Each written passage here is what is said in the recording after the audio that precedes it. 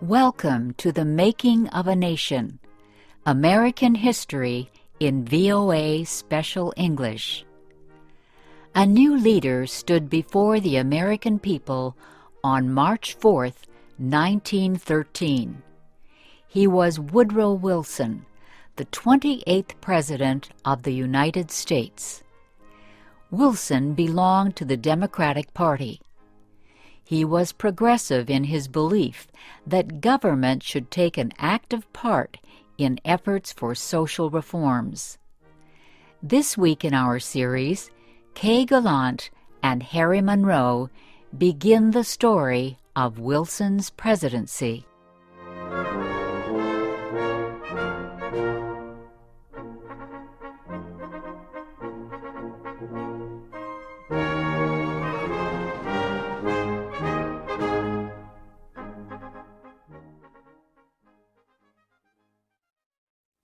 Woodrow Wilson had spent most of his life at Princeton University.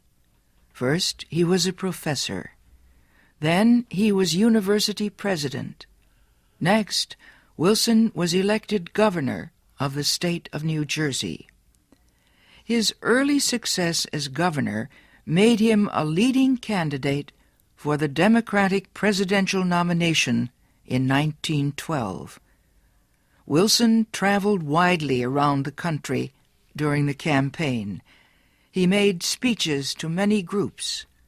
He tried to make himself and his ideas known to as many Americans as possible.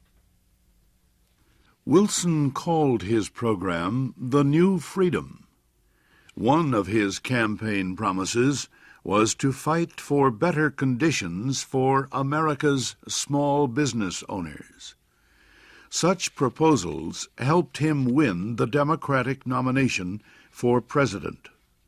Then he defeated President William Howard Taft and former President Theodore Roosevelt in the election.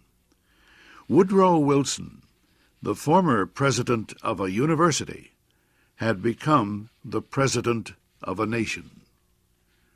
The largest crowd in Washington, D.C.'s history welcomed Wilson outside the Capitol building on the day of his inauguration.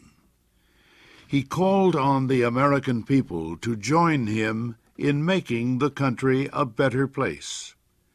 "Our duty," Wilson said, "is to correct the evil without hurting the good. I call all honest men, all patriotic, all forward-looking men to my side."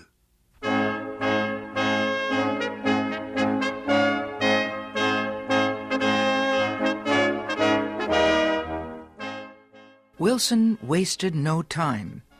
He immediately called a special session of Congress to act on Democratic campaign promises to reduce import taxes or tariffs.